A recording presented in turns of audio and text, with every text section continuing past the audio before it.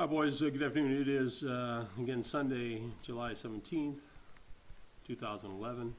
This is part two of some discussion about defensive line play. This is something I did in 2009, but again, I think it applies very much to what we're looking at in this particular scenario, defensive line play. So let's talk about pass rush. In order to be an effective pass rusher, there is technique involved, but, primarily it's want to. You got to want to get to the ball. You can't expect that the ball is going to be batted or intercepted. Someone else is going to get a job done. In pass rush, you got to turn your motor on, and you've got to get to the ball. And it's your job. It's your responsibility. Don't be the spectator. Be the kid with the motor who's trying to get to the ball. And as a D lineman, try to think about your posture and what you're trying to do. You want to be the hammer, not the nail. There's going to be a collision and impact with a defensive lineman or running back or quarterback. Be the hammer, not the nail. Let's talk about some pass rush techniques. First thing you're going to do is, of course, get off the ball. And we're going to change your stance a little bit from time to time. And as a general rule, you could probably agree to this, that is the likelihood of a pass increases, you're going to want to adjust your stance a little bit. You're going to probably get a little greater stagger. You want to be ready to get off in kind of more of a speed rush technique. And this emphasizes a few things that you should look at. You might raise your hips a little bit more because, again, it's more about the get off. Once we anticipate pass, if it's third and long and that scenario where we think pass is coming, then we've got to get into a little more of a speed rush stance, and we'll talk about that in a minute. Here's some pass rush guidelines. Number one, you got to make sure you get off. You got to have a good body lean. Don't give your chest up. As we've said on so many occasions, it's about the Z's and the knees. It's about having this posture and not this posture. If you're like that, you lose, and so do we. So you want to be quick. You want to be decisive, be violent, aggressive. You've got 3 seconds to get the quarterback. The clock is ticking. You've got to move. And you got to coordinate both the hand, the feet, and the head movements.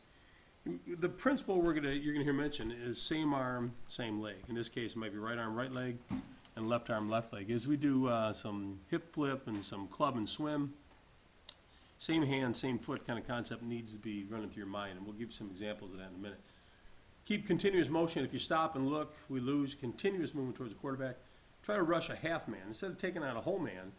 If this is the offensive lineman, sad-looking character, but you're going to rush either this half of the body or that half of the body. Don't take on the whole guy. Just try to get through the shoulder to get to where you want to go.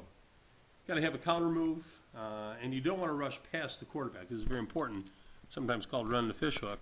So here's an offensive lineman. Here's the D lineman right here.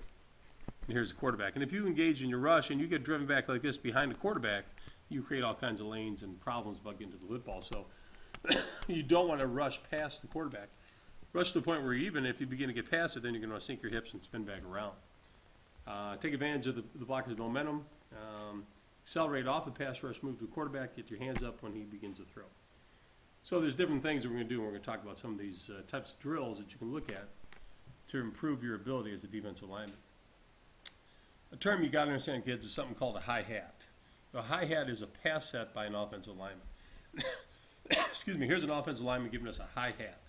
Here's a defensive lineman, here's an offensive lineman. He's showing that it's probably a pass scenario. His hat, he probably started at a point like this, and now it's high because he's sinking his hips and he's bringing his head up. That's a hi-hat read. So when the offensive lineman goes to pass block, we call it a hi-hat. He's preparing to pass set and is passive about getting off the ball. Now, it can mean pass, but it also can be a draw screen or what we call a cut block too. But this is one of our first reads, in the triangle. You read the uncovered lineman, and if he gives you that, first possibility, excuse me, is that he's set for a pass block. So what are some of the techniques? Speed rush, bull rush, club and swim, spin move, dart, and push pull. Let's look at them all individually quickly. Speed rush is about getting off the edge. This is Mike Rogers from a couple years ago. This is his inside arm, and this move he's throwing is called a rip. It's a rip. It's an uppercut. If you were to watch boxing on TV, you got to get past the arms of the offensive lineman. And in this case, Mike's using a move called a rip. So he's throwing an uppercut with this hand right here. It's a forceful uppercut movement, just like a boxer would throw an uppercut. And then he's going to rub. This guy's going to try to push out into him, and as he does, Mike's going to rub him with his hip and try to get by, and he's also going to lean in towards his intended direction. So when he runs the edge, this is what we call rip, rub, and lean. He's getting it done nicely right here. And his feet can never stop. The hands got to continue to fight. But again, this first move, this is called the rip, and we're going to talk about that in a little bit. The bull rush, this is another technique to get to the quarterback. The bull rush is effective when the blocker is on his heels. When he gives you a hi-hat, sets back on his heels, This is a situation in which you want to go directly through the offensive lineman. You got to lower your pad level, keep your head up, and just run the offensive lineman over. Just try to take your hands and shoot your arms and try to run him straight back towards the quarterback. And here's a great example of a bull rush. Here's obviously a sumo wrestler, which has a lot of illustrations with some things we talk about in football, but he just is running this man over. This is a bull rush by this particular sumo wrestler. We'll do the same thing. Hit him with your hands and then just run him over. Get him on his heels, keep your hands and feet moving, and drop him back. Another move is called a club and swim. This incorporates the same hand, same foot mechanics that we talked about a minute ago.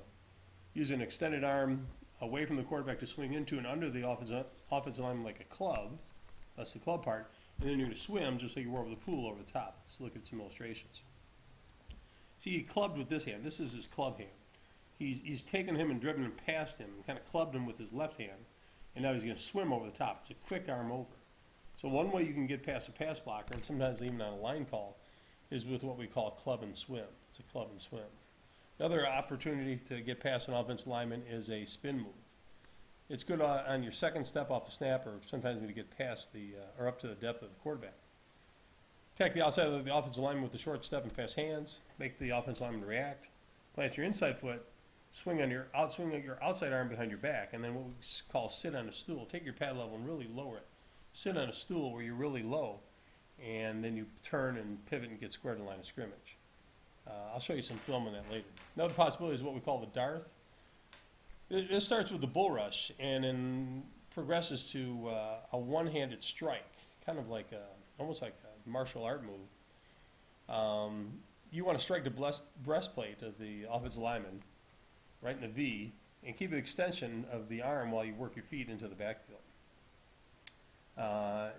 We don't want to wrestle the guy on level one. We want to get past him. We want to get skinny. We want to get fast. And here you can see him. It's a one-handed strike into the breastplate of the offensive lineman. Take the one hand with an open palm to the chest and make space to get an edge in or out to the quarterback. And here's kind of the martial arts kind of image where you see this arm extended, this arm is probably coming back. So this is back, this is forward, now you get a little space and you can get skinny going to either side. Head up, knees bent. The other opportunity is push-pull, where you grab cloth, as we've emphasized on several occasions.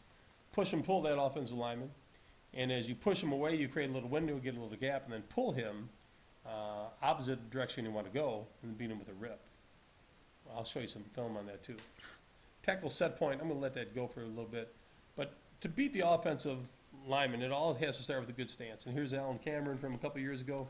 Good stance, hand in the ground, head up, eyes in, looking towards the football right here. It's got to start with the fundamental position. And again, once you get upfield, you have to use a technique like Mike is here again with a rip and a rub and a lean and getting to the quarterback. Feet can never stop. Sometimes we want to just run the edge. When we say run the edge, that means just beat him off to the side. Don't engage him. Don't bull rush him. Don't do any tricks. Just make a fast outside rush. And sometimes you can beat him to the quarterback by keeping your feet moving. Here we see again the rip, rub, and lean inside. This is, I think, Alan Cameron again.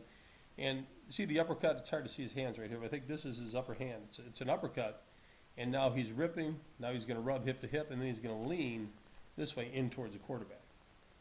Rip, rub, and lean.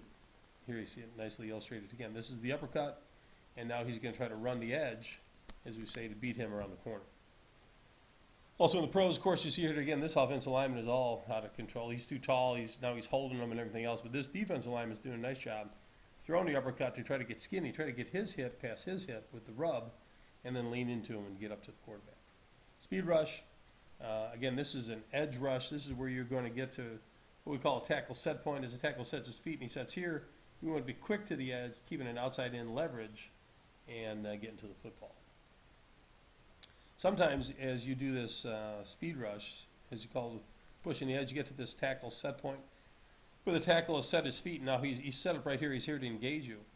And sometimes if the tackle gets too deep and goes beyond what we would call a tackle set point, then you want to plant your outside foot hard and club him out and rush inside him. So normally your lane is outside like this. There will be occasions where you're going to fire your feet. He's going to give you a high hat and get too deep, and now you're going to rip underneath and get to the quarterback who's over here somewhere. So again, if he crosses the tackle set point, which is a couple yards back. We'll talk a little bit more about that later. Plant your outside foot hard, club them out, and rush inside. That's a tackle overset. That's when a tackle set's too deep. It gives you an easy inside lane to the quarterback.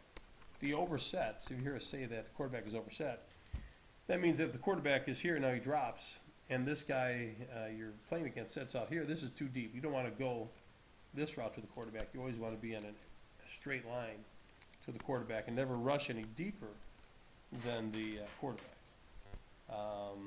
Club and rip, another thing we can talk about that we can use. If the O-tackle floats and doesn't make a stand, just bull him over, run him over. So here's a case where the offensive lineman is going to his pass set, and he's just hi-hat, and he's kind of soft, he's back on his heels. You get a chance, just run him straight back. Let him be your pathway to the quarterback. So I'll review very quickly in the final few minutes here. Start with a good stance. Take a short step and grab cloth. Attack quickly with your hands, keep your pad level low. Try to get the offensive lineman off balance. Try to get him so you have an opportunity to pick an edge and run. Pad level is important. So if the blue dots here indicate the pad level, there's different kinds of progressions. Obviously, this is bad. He's flat-footed. He's forward with his shoulders. This guy has no Z's and knees. He's going to get knocked down. This is pretty good, and this is even acceptable here. Head up, butt down is where you want to be. Keep your Z's and the knees as a defensive lineman. Perform a speed move or some type of attempt to get past the lineman when you have that alley to run. If you're a defensive lineman, the odds are you might be a little faster than the offensive lineman you're playing across, and sometimes that gives you an advantage. So create gaps and charge in your gap, use your leverage to get an advantage. There's different moves you can use, and that includes the bull rush and the spin and some of the other things we're talking about. Step 5, when you finish, you want to drape the quarterback. See how this, I think this is Strahan. Brady's going to throw, and he's brought his hands down on the quarterback's throwing arms. Take both your arms and drape him. Try to just put, if you were standing here, you would bring both arms down this way, trying to prevent him from throwing the quarterback. And by bringing both hands down forcibly, you have a chance to create a turnover, which of course is a big part of being successful. So here he is. So instead of tackling the quarterback now, here's the guy from Oakland. He's coming, he's going to try to chop down on that arm. By chopping down, the ball goes on the floor. Good things happen, as we know. Try to block the quarterback's vision. And if you can't get to him before he throws, get your hands up in the air and make it hard for him to have the vision downfield. Get off the ball, read your keys. It all comes back to that. Here's some additional notes you may want to look at. Remember, the hi-hat is a pass read. Very important that we react to what we see and get to where we need to go. The defense lineman's response to certain types of blocks or blocking schemes is predetermined. It all changes when they pass the ball. When they pass the ball, then we have rush lanes and things we need to do. Get skinny. Finally, let's tell you this, kids. Sometimes when you rush upfield, you can have a profile that's like this. Poor diagram, but you get the idea. What you want to do is you want to turn, you want to get skinny. You want to run through a narrow gap. So you turn your shoulders about 90 degrees. Keep your feet moving. Keep coming towards the quarterback and try to collapse the pocket. We don't want a wrestling match. You don't want to, if it's 1-on-1 and you're staying on the line of scrimmage wrestling with them, then we're not going to pass rush. Thank you.